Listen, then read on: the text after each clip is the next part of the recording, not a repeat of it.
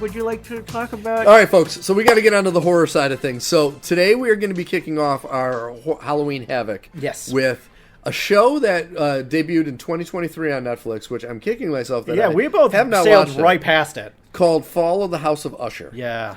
The best way to describe this is take Edgar Allan Poe. All of it. Take the Sackler family, who, for those of you who don't know, Sacklers are the ones that created the opioid Oxy epidemic. And the opioid epidemic. Put them together and kill off each Sackler member in a wonderful way. Yeah. And that's this. Yeah. It was This is spectacular. This is maybe one of the best things I've watched all year. Oh, easy. Like, Easy. It's a Mike Flanagan piece.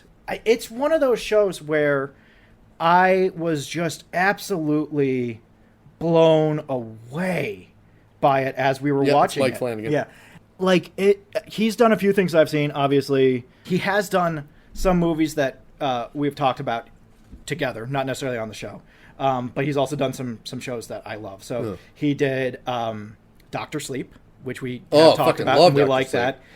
He did Oculus with Karen Gillan, which we both really liked. Yes. That was a movie that I saw the trailers for, and I was like, oh, Karen, why are you in these trashy horror movies? And then I watched it, I was like, this is a really fucking good movie. Yeah. This is a really fucking good movie. Yeah, the trailer didn't do it any justice. And just the end of it is just so sad. like that's ultimately where Mike Flanagan's stories go, is the horror and tragedy of life. And if you've never seen Haunting of Bly Manor or Haunting of Hill House, both on par with Fall of the House of Usher. Just really good. They're almost pastiches on different genres of horror. So The Haunting of Hill House is just like 8 different horror movies kind of squished together. And Bly Manor has a lot of that same element too, of like the I can't remember which movie it is, but the one where the children are ghosts. And The Others? Yeah. Yep. So it has elements of that in it and all these other things. And it's just really, like, all of his stuff is so dynamic, and it has the same kind of group of cast and characters. And it's just, man, goddamn, he did Midnight Mass, which I haven't seen, but I've heard really good things about. I've heard good things, too. He did Life of Chuck, which neither of us saw, but my parents fucking loved. Really? Yeah. Anyway, I digress. Fall of the House of Usher was one of those things where I suggested it because we were looking for a theme, and I had been meaning to watch it for years. And we settled on demon/ghost. Yeah, and like, so we were mainly kind of leaning on the ghost. Yeah, side so we were things. like, okay, cool, this fits that bill. Let's put it on the list. And I started it, and I knew shit about it. I'm an uncultured heathen, and so I didn't know anything about the Edgar Allan Poe stuff. I haven't read any Edgar Allan Poe. I've, of course, heard The Raven, but I've never sat down and been like, oh, a poem by Edgar Allan Poe. And so you're watching it, and you're just like, oh, this is... Well, and I didn't know it was a miniseries. Yeah. So they were 8, like, a little over an hour-long episodes that I did in 2 days. Yeah, exactly. I inhaled it. Yeah. As soon as I started it, I couldn't put it down. I was up until 3 or 4 in the morning every night watching it because it's just so gripping. Yeah. It just takes you by your lapels, even when you're not wearing lapels, and it's like, you're going to pay attention to me. And it's so good. The basic premise of the story is, like you said, you have this opioid manufacturer, and Roderick Usher with his sister Madeline, and they have this big family. Yep. And all of them Rodericks. 7 kids, and a few grandkids. Yes. Kind of twinkled in there, and they have everything that you could ever want. Everybody is rich. All of them have big major projects that they're huge influencers on. They make billions and billions and billions of dollars every year. They're so rich they don't know what to do with all of their money. And they're the worst people. They're terrible people. They're terrible. Absolutely awful people. But God help you, when you're listening to Roderick Usher give his life story, it is the most captivating thing in the world. Like, it is... Well, and that's the basic in the beginning. It starts with Roderick Usher sitting down with Carl Laemmle's character. Yes. Who you find out later that they've known each other for decades. And they had this bad falling out because Roderick Usher stabbed him in the back. Yeah. And it's just Roderick Usher telling Carl Laemmle, like, he's pretty much confessing to all, like, Carl Laemmle's been trying to get him. Yeah. It starts with him trying to send them all to jail. He's been trying to get these guys to go to jail for decades. And he's just been stonewalled the whole time. Yes. And he talks about how it's this weird magical thing where just you think that they're trapped and then they get out of it. And you think that they're trapped and then they get out of it. And no matter how hard they try, the U.S. government cannot bring down the House of Usher. Yeah. And even when they have everything in place, it doesn't. It always falls through. Why does it always fall through? And so Roderick, played by Bruce Greenwood, who's stellar. Spectacular. He's so arguably the reason to watch the show. He's so good. Him and Carla Gugino are excellent. Spectacular. And it makes me want to watch Gerald's Game, which was also done by Mike Flanagan, which also stars Bruce Greenwood and Carla Gugino, which is about Bruce Greenwood and Carla Gugino having sex, and then he dies while she's locked to the bed. No one else is in the house. No one is coming to save her. She's handcuffed to the bed. Which is insane. So now I want to watch that. Yeah. But it's literally Roderick being like, I'm going to tell you how I did all of it. And so you have Batman, as seen in Under the Red Hood, amongst other things. And you have Martian Manhunter. And they're just talking. They're just talking, and they're beautiful voices. They're just like the whole world. It's like a DualShock controller. Yes. It's just everything is just this beautiful timbred rumble between these two men. And it's like, see, to me, when I saw it was Carl Lumbly, so not only do I love him from Buckaroo Banzai, where he played John Parker, but then Alias, my wife and I, when we got together, that was one of her favorite shows, and he plays a character named Dixon, who's one of the major characters in it. So I've loved him from that. My favorite thing he's done, though, is Martian Manhunter. I mean, now he's Isaiah... I was about to say, now he's Isaiah Bradley. Isaiah Bradley in Captain America, but him as Martian Manhunter. I fucking loved his voice as much. Like, it was perfect for that character. And it doesn't end there, because who the fuck is the lawyer and right-hand man of Batman? Dude. If not anybody but the goddamn Joker, Mark Hamill himself, playing a man named Arthur Pym, known as the Pym Reaper. And you're immediately like, I'm fucking in. Dude. This is incredible. This is maybe the best thing I've ever seen. It's literally Batman and the Joker. Yeah. It's literally Batman and the Joker. And it's, oh my God. You could say this is the best live action thing Mark Hamill's done since Star Wars. Easily. Yeah. It is. The OG Star Wars. I'm not counting the new shit. This is no Corvette Summer. No. Let me tell you. I still love, but this is no Corvette Summer. I have a special place in my heart for Corvette Summer. No, this is fucking ridiculous. He is so good in this. He's so good because his whole thing is about keeping everything buttoned up and being deeply intimidating. Yep. And he pulls it off. And then his backstory. My God. I don't want to spoil it, but when they go over his backstory, you're like, holy fuck. Well, at one point, again, without going into any of the details, at one point, Roderick is like, I hope he ate someone. Yeah. Like, what? Yeah. Excuse me, what? Dude. So, fucking like, crazy. But, like, the whole show is just all characters you love. It's all characters you immediately fall in love with, even the shitty ones.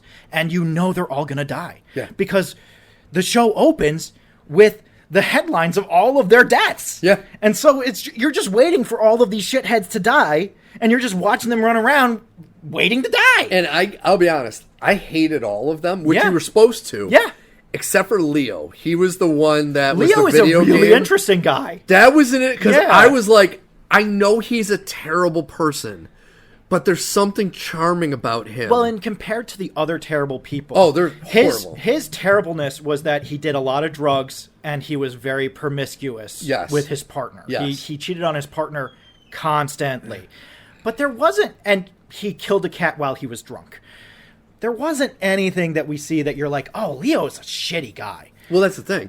He didn't kill the cat when he was drunk. He killed the cat when he was on that drug, which was a spin-off of the opioid that they created. The quote-unquote harmless opioid. Yes. The one that quote-unquote is non-addictive. Yes. And they've been trying to prove since the 80s that it is highly addictive. Yes. And, God, it's just a really... Dude. God, And the deaths are satisfying and brutal. Yeah. Especially that first one. Oh, my God. Well, like, you know it's happening. Like, you knew it was going to happen. That's the other thing, is that all of this is all self-inflicted. Yes. None of this is some guy comes out of the corner and shoots somebody. It's all, this idiot was there. The family is trying to bring him in on the business. He's a 26-year-old. He doesn't fucking care about any of that shit. All he wants to do is fuck other people and have really expensive things. And he doesn't have any frame of reference for any of that, for what it means, for what it takes. Influencer. Yeah. He's just a shitty person. He's just a shithead person. And he's going into a meeting with his brother, and he's supposed to say nothing, and instead he says everything that he shouldn't say. And he finds this warehouse that was supposed to be decommissioned and torn down by the mob because there was a ton of stuff that shouldn't be there that is highly illegal for it to be there. To the mob as the Jersey Boys. Yes. I love that. And so he decides to turn it into a club because he's a fucking idiot. And he can't be bothered to, understand consequences. And so he has this idea of like, I'm going to turn on the sprinklers and it's going to be great. And then I'm going to get blackmail on everybody. And this is how I'm going to make my millions and show my daddy that I'm smart. Well, doesn't work out that way. Well, funny story about that. It's not water in those canisters, my dude. What I truly love about each death, though. So let's Verna, who is the Carla Guglielmo's character. Lady Death. What I love about her and every death is before these kids were going to die regardless. Yeah. But before they die these horrible deaths, she jumps in right at the last second and says, you can change your mind and just go home and die in your sleep. Yeah, you can go. You don't have to do it this she's way. offering them a quiet, peaceful death, and none of them take it. They all die in the most painful, horrible way possible. None of them even understand what she's offering. No. All of them are just like, get out of here, you crazy lady. What, you want my money? Get the fuck out of here. Yeah. You have the whole story with Camille, which was another funny thing. This is a little bit of a spoiler. Like I said, I am uncultured in a lot of ways. I've read a lot of superhero stuff, have not read a lot of Poe. So it goes to show you how much I know about things that quote-unquote matter. So I went down the list, and I was like, I recognize some of these episode titles. I know that they're pieces, that they're Poe pieces. Okay, let me look them up on Wikipedia, and I'll see what Wikipedia has to say about what happens. And you're going through, and you're like, oh, okay, that's why this episode is called The Mask of the Red Death. Okay, yep, on the nose. Got it. Got there in the end. And then you get to the one for Camille, and I'm looking it up, and I'm like, oh, this is really interesting. Monkeys. Monkeys. That scene between Verna and Camille. Oh, my God. At the end of that episode. And then the reveal through her phone. It's so good. Well, and when Verna jumps on the table and she has the stance of a gorilla. Dude, that was so good. And like the other thing that I love is that this isn't like one of those stories where something mystical is happening and no one understands what's going on. Something mystical is happening. People see that it's happening. Yep. People see the face of the monster haunting them, and they're like, what the fuck is going on? Yeah. And there's just like this mystery for the characters themselves trying to figure out like, okay, but I'm sure I've seen her face somewhere. Yeah. And she should not have been there that night. So what the fuck is going on? It's not like, oh, this door was magically unlocked when it shouldn't have been unlocked. And this thing happened to happen when it shouldn't have happened. And somebody forgot, some ne'er-do-well forgot to screw in this thing too tight. And now it's all leaky. No, none of that shit. Yeah. None of that shit. It is all self-inflicted. And she is just there to kind of like open the door and be like, do you want to go this way? Or do you want to go this way? I would say go this way, but if you really want to, you can go this way. Yeah. And they're always like, I know more than you. I'm going to go this way. And then it always ends with them dying. Yep. And it's horribly. Just, oh, God. When Leo goes to get a replacement cat, which you knew he was going to do. Yes. And you're just like, dude, don't do this. Be honest. Don't do this. And he meets her, and she's like, this cat's already taken by someone. I can't give you this cat. There's this cat and this cat and this cat, and you can have that cat and this cat, and you can have that cat. You can't have this cat. And he's like, I will buy your entire shelter, but I want that cat.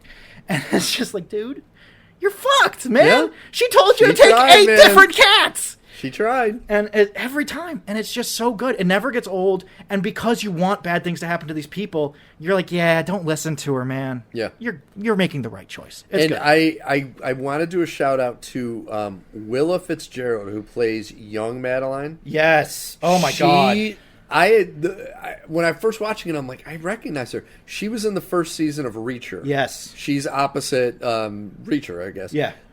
She was great. Like, older Madeline, Mary McDowell, she was good. Yeah.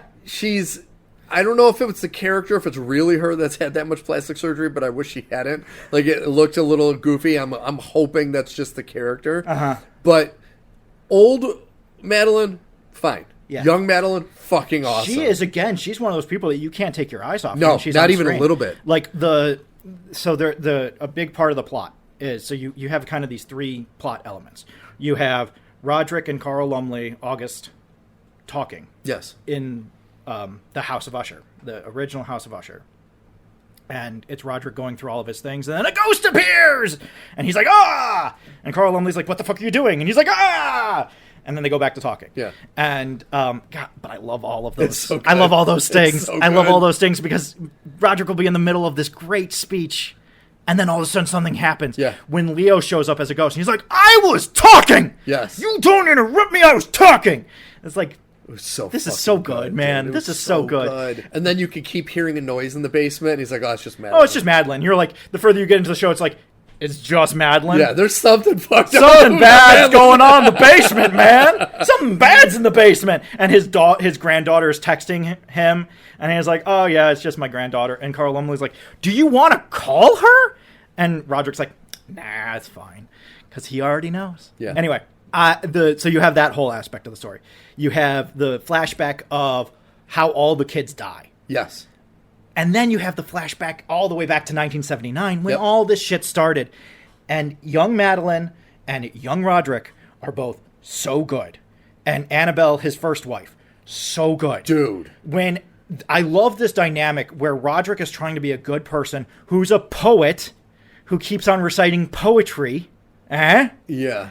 And his wife is like, you're a good man. And over in the corner, Madeline's like, you're a fuckhead. Stop fucking around and be a man. Yeah. Because I'm tired of watching you fuck around with this privilege that you have, and you won't go for the neck.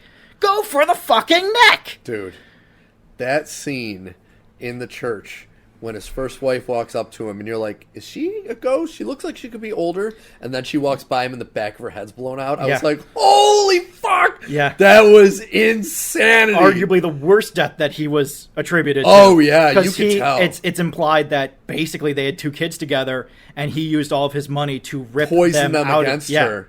And so she killed herself. Dude. And she was like the sweetest, she's most like this innocent person. Like ultimate innocence of like, you said you were going to do this thing. You have to do it. I can't believe you would do that to August. He's been so good to us. How could you do that to him? And just like, and then at the same time in the corner is Madeline being like, you're an optimist. This is not the way the world works. Yeah. The way the world works is what we're doing. We're taking what's owed to us.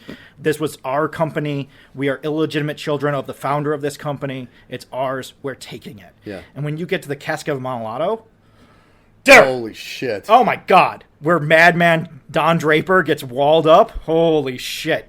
And the entire time when the Jester's walking around, you're like, what the fuck is this Jester shit? Yeah. What is going on? Because, like, I know all the kids. Is the Jester one of the kids? Is the Jester Annabelle? What the fuck is going on? And then you get to the costume party, you're like, oh. That's the fucking Jester. Yeah.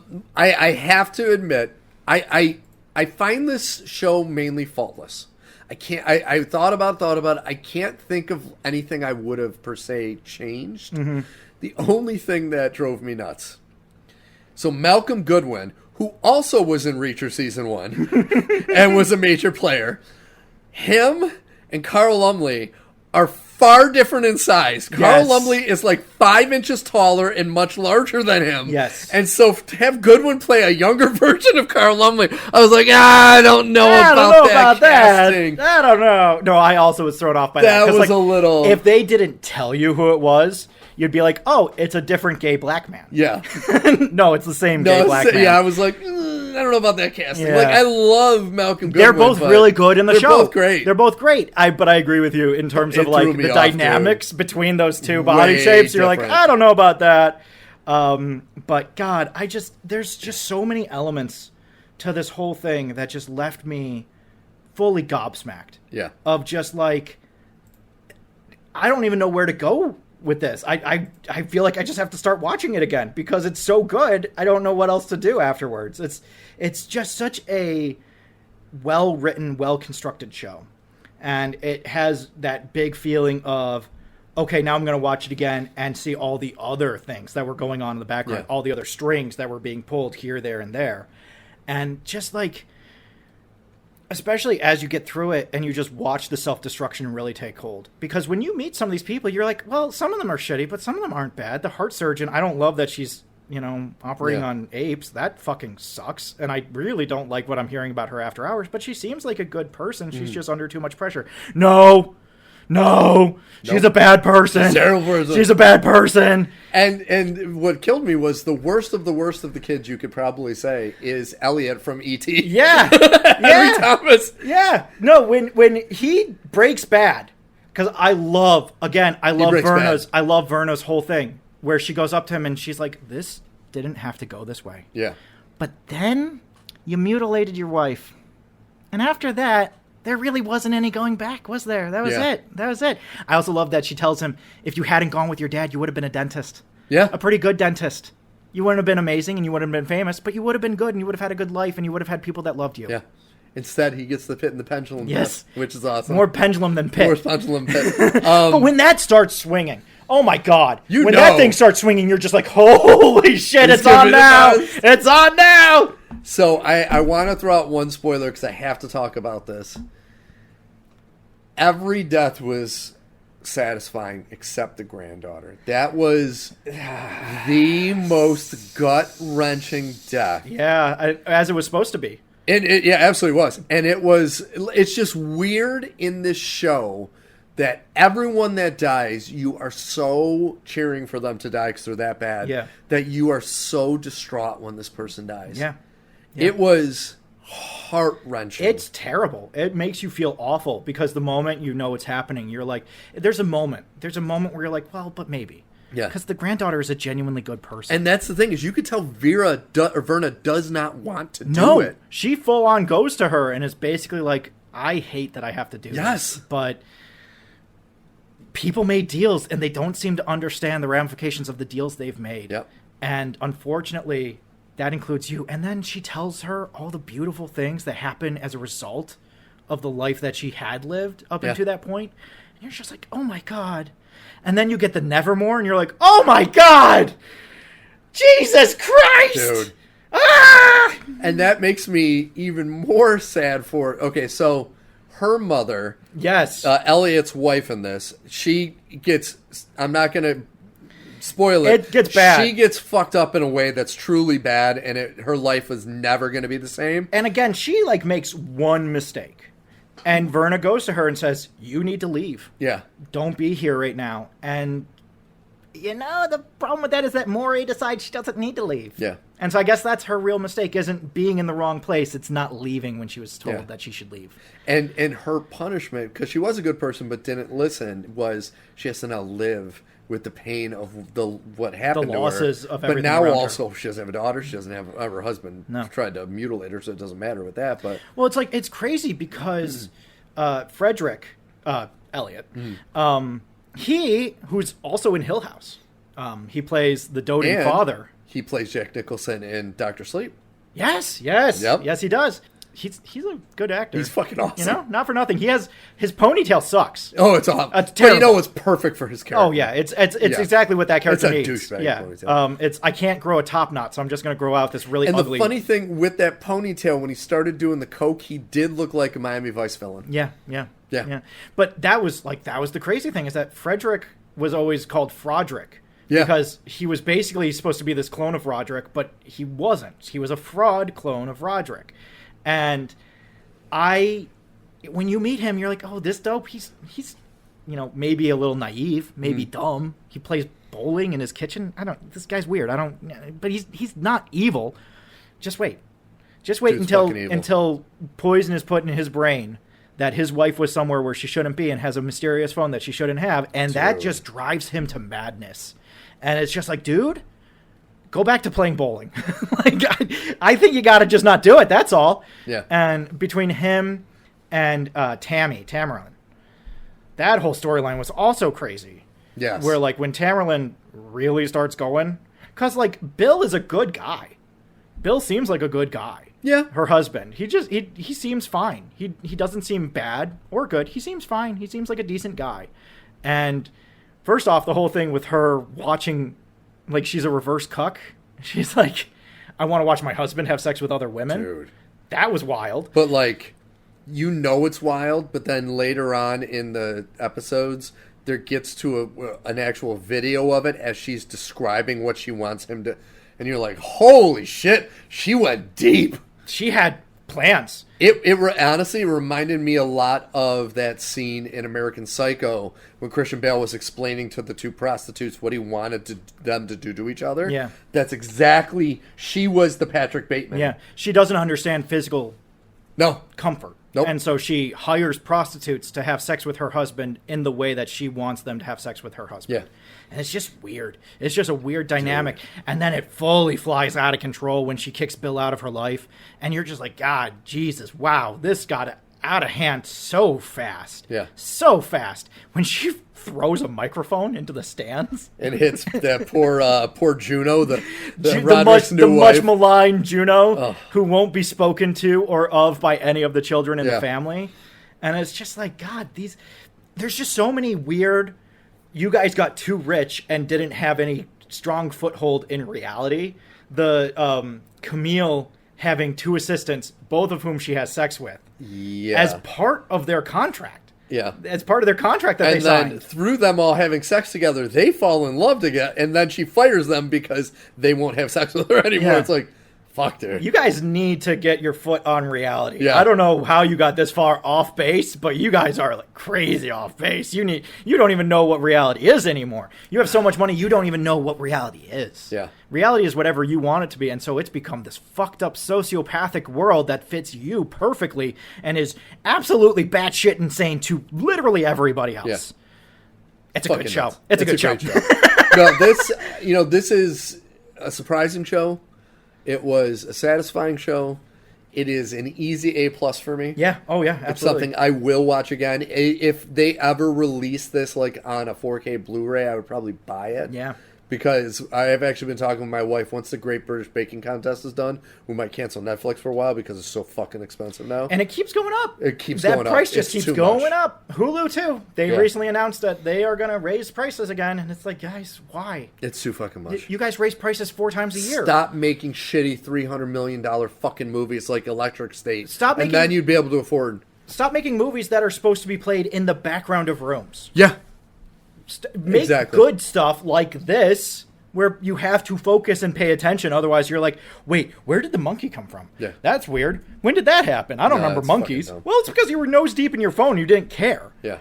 God, that whole storyline with Vivian and her girlfriend, wife, which was the Dr. Telltale Ruiz. Heart. That was great. Dude. That was so good. When she kept hearing the pumping of the automatic heart. Yeah, and you're like, this is so fucking Edgar Allan Poe. It's amazing. And like the writing in this show to fit every storyline so well into an Edgar Allan Poe story, to make it where it didn't feel like it was shoehorned in, but it was actually like Edgar Allan Poe almost didn't exist, and this was just a natural. That's exactly what it was. It was. It wasn't like, you know how Marvel will burst the dam every once in a while and will reference directly the thing that they're clearly referencing, and you're like, well, you ruined it. Yeah, we already knew what you were referencing, but now you're making this joke about this thing, so now I know that it does exist in this universe, and you yourself are just saying how uncreative you are. Yeah, here. No one has ever heard of Poe. Poe doesn't exist as a human in this world. It is just all of these things that are very Poe-esque, Poe-coded, that are happening to this one family in 1 week. Yep. And it is just incredible. It's just amazing. It's one of the best pieces of fiction I've seen in a long time. There's no weak links. I'm looking through the cast, and I'm like, even the characters that you dislike because they were portrayed so well. Yeah. Prospero really got under my skin. You know why? Because he's fucking meant to get under your skin. No, that's the whole fucking point of him. You're supposed to not like him. Yeah. You're supposed to not like a lot of these people. And because Lord knows if you had more Lenores in this story, it wouldn't work. You have to have a bunch of people that you don't like. Yeah. But that element of where does the magic end? Where does the ritual end and the reality begin? That's why I love the Telltale Heart episode. That ending is so crazy because Roderick hears it. She's been going around. He witnesses. Yeah, no, he does hear the heart. You're right. Vivian's been going around, and she's like, oh, do you hear that? And everybody's like, what the fuck are you talking about? And she's like, but I definitely hear something. What the fuck is going on? And then he shows up at her house, and he's like, hey, you don't seem to be doing that well. What's going on? Also, your siblings are all dead. So what's going on? And she's like, do you hear that? And he's like, yeah, I do hear that. And they go into the other room, and maybe one of the most frightening things I've ever seen. Yeah. Because, like, you take this moment where this person seems rational, but dislodged. Yes. So, like, Vivian seems like a very rational person. And then you walk into that room, and you're like, oh my God. What the actual fuck just happened? Yeah. What the fuck is this? And Roderick goes home and doesn't shower. We see him at the beginning of the next episode, and he's just covered in blood. And you're just, oh my God. And what I appreciated about that is, since it was a mechanical heart, when she was hearing the sound throughout the episode, you didn't know what it was. Yeah. You're like, what is that fucking sound? And then once you realize what it is, and you're like, oh, this is the Telltale Heart. Now I fucking get the reference, and that's what makes it so great. That's what I love about this, is that it invites the audience in. Yes. It doesn't say, look how clever we are. Look how smart we are. It's like, hey, I'm going to take you on this tour. You want to come? It's like, yeah, sure, I'll come on this weird tour with you through this weird house full of weird things. And you're looking around. It's like, oh, look at this. And oh, look at this. And oh, look at this. And you get to the end, and it all culminates in this one moment. You're like, oh, my God, holy shit, Jesus fucking Christ. And there's never this, like, wink, wink, you know, Poe? You know, Poe? Yeah. Have you gotten it, Poe? And it's like, it just, all of it feels meshed. It all coalesces so well. Even things like the bar being called the Raven. Yeah. You're like, yes, because of course it is. Yep. Because that makes sense. Of course it is. Why would it not be? When Bruce Greenwood is reciting the Raven at the end of the movie. Dude. Oh my God! That was so good. It's so fucking good. Yeah. And hiring these great voice actors with great voices to deliver these great unbelievable monologues. Yeah. Oh my God. Every time anything happens, you're like, this is so creepy and so sad and so powerful and so demented in ways. When the whole thing happens with their mom in episode 1. Yeah. And you're just like, wait, excuse me. What's going on now? What's happening? Explain to me this again. And then she comes back. And you're like, wait a minute. Wait a minute. What's happening? Yeah. What's going on? And then it's all cyclical. It all comes back around in the end. And that reveal of Madeline at the end, you're just like, I knew this was going to be bad. I knew this was... You should have used the hook. It was kind of fucked up. You went through this whole thing where it's like, oh, and here's the thing that they used for mummification. Here's this thing. And here's the hook that they used to pull out the brains. And you're like, so you didn't use the hook? Yeah. It's kind of weird that you didn't use the hook. Dude. I feel like that probably should have been something that was high on your list. Fucked up. Messed up shit. And you know, there is a happy end. I know it sounds like there wouldn't be. It does have a happy ending. Because Juno gets her happy ending. Yeah. Well, they all do. Juno and Maury both go on to establish not just antithetical trusts that fight against this opioid epidemic. They win. Yes. Like, they succeed in their fight against it. Yep. And it's all done as like an epilogue kind of thing of just to tie it up. Verna just comes over with voice acting, and she's like, "Oh yeah," and then Juno established the Phoenix Foundation. Oh, yeah. Which I loved because the tone of this didn't need a long drawn out happy ending. No, it needed a quick tie the loose ends up, explain what happened to the people that survived. We're done. Yeah, exactly. And God help me. It just, it's a really good show. I know. I'm kicking myself for not watching it earlier, because when I watched Hill House, I had a very similar feeling of just like, I got to get through this. This is amazing. This is so good. And then when I watched Bly Manor, I was like, this is really good. This isn't as good as Hill House, but it's really good. Yeah. And now I'm just looking at this guy's filmography, and I'm like, I guess I got to hit it all, because if it's even half as good as this, it's worth watching. Yeah. That's what's crazy. I want to say not since Castlevania, the animated, has there been a TV series like one that's been dropped all at once? Yeah, that I have not wanted to stop watching. No, exactly. Where like I can't stop watching. Yeah, I really can't. I'm looking at the clock and I'm like, it's 2 a.m. There are a lot of shows that I love that I recommend. Lower Decks comes to mind. I love Star Trek Lower Decks. I think it's hilarious. Awesome. I think it's the perfect. We were talking in the way that this is like for people that are fans of classical literature and Poe. You can see the street that this is driving down the whole way, and that's part of the joy of it, is you can drive down that street and you know all the houses on that road and you know where it ends.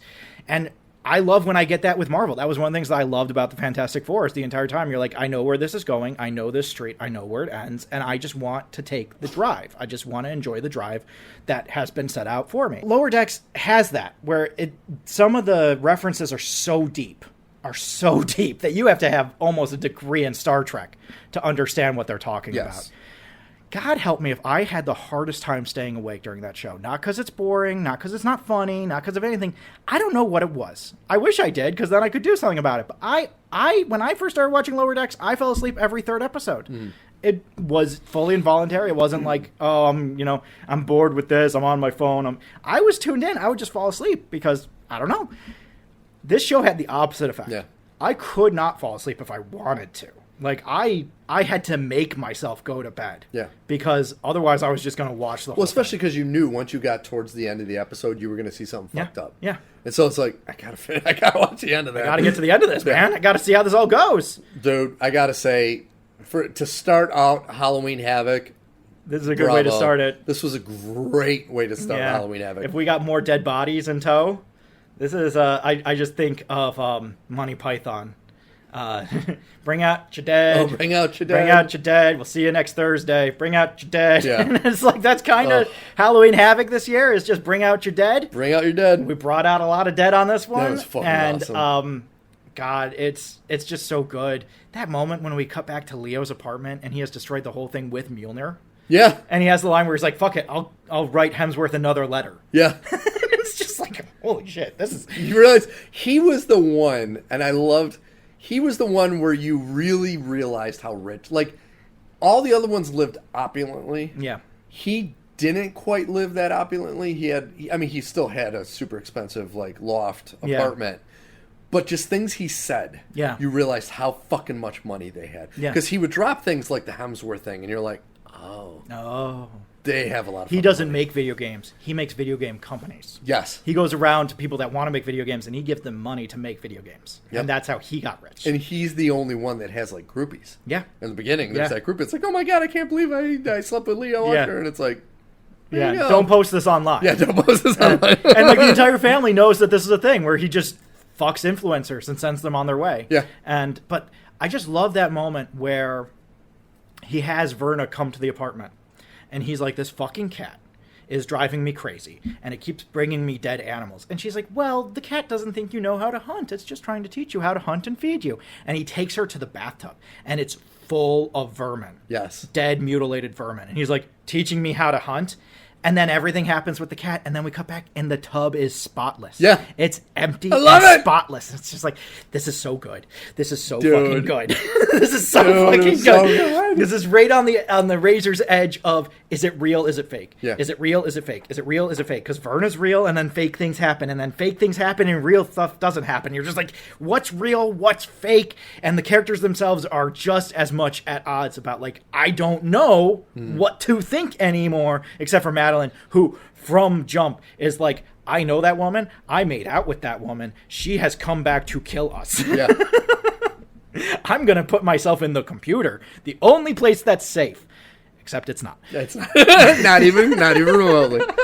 Oh, I fucking love it. Great show. Great way to start. A+. Yes. So good. If you haven't watched it, go out and watch it.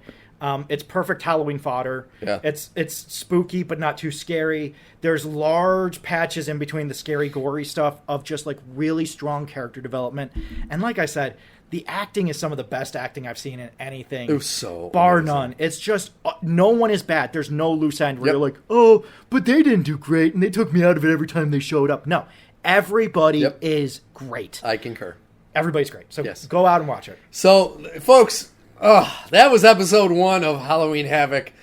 I am so excited that we did this as the first episode. This is fantastic. And this was episode 174 of NerdPod Generations. I know we're only clocking in at about an hour and a half. I know, it's a short show. Every now and then we got to hit these little short shows. I got to go home and have some Taco Bell for dinner. We'll talk about Del Toro another time. One of the things that we wanted to talk about is Crimson Peak. You can look forward to that this month, as well as inevitably the review of the Frankenstein trailer that dropped. Yes, which the second one looks good. I got to say, looks pretty good. So Nerdpod Generations episode 174 is in the book. We really hope you liked it. Make sure if you go to Spotify or Apple Podcasts to listen to us, that you subscribe to our channel. Also go to YouTube and subscribe. And Al, who does our artwork and our music? Our art is by Kortney Howell. Our music is by Brendan Williams and James Connolly. I am Alfred Jepson. And I am Steve Taylor, friends. Stay scary. Oh, until next week, friends and enemies. We don't have to wonder what we're going to cover anymore because there ain't no Star Wars and there ain't no Marvel. All it is Halla fucking Ween. Yes. Have a great week, friends and enemies. Peace.